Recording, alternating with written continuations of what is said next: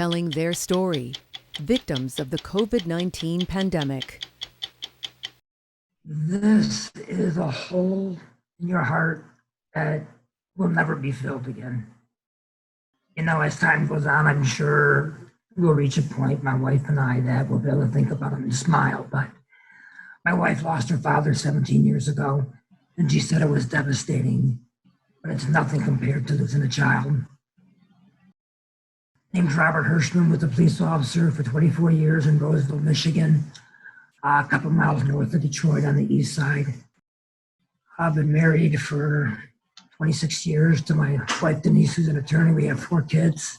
One of those is Benjamin, 24 years old.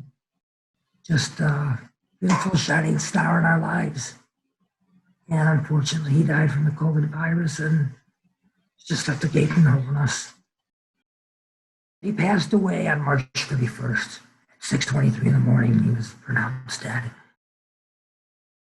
12 days before that is when we had first started feeling sick. We realized, we should probably get some medical help. After probably 4 or 5 days, we did a teleconference with his doctor. She said there are some flu bugs going around and thought that's what it was. Prescribed a cough medicine. And said, just keep taking the over-the-counter stuff. And he did that.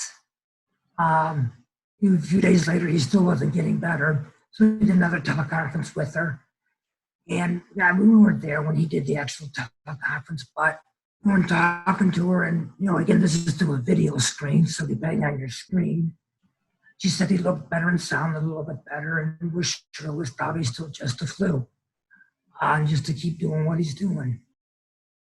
But he went to bed that night, Monday night, and about 5 o'clock or 5:30, he woke up and just wasn't feeling good at all. Really bad headache, was shaking a little bit and sweating. And my wife had called 911 for an ambulance, and he'd gotten dressed. When she yelled for me, he had come out and had just collapsed in our chair, and she was doing CPR on him. And then I helped her with that while she let the ambulance people come in. However, I'm actually a retired police officer, so I understand how this works. And as they were working on him, I realized full well that they weren't going to transport to the hospital unless they got a heartbeat back, just because of the conditions. And they weren't able to bring him back at that time. And the bitterness we feel is that there was little doubt in my mind that if he had actually seen his doctor face to face, where she could have taken his vitals and listened to his lungs, that he would probably be alive today.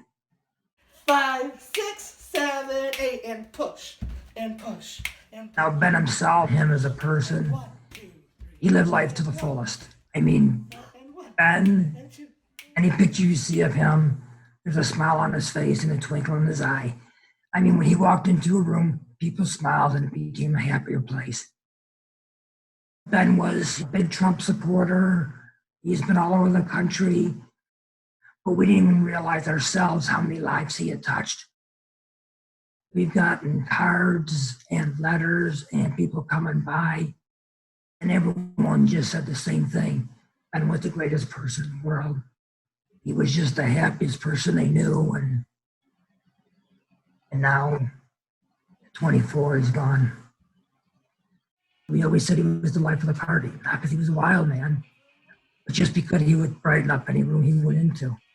So my advice is to live like Ben, live it to the fullest, be happy, and spread the happiness.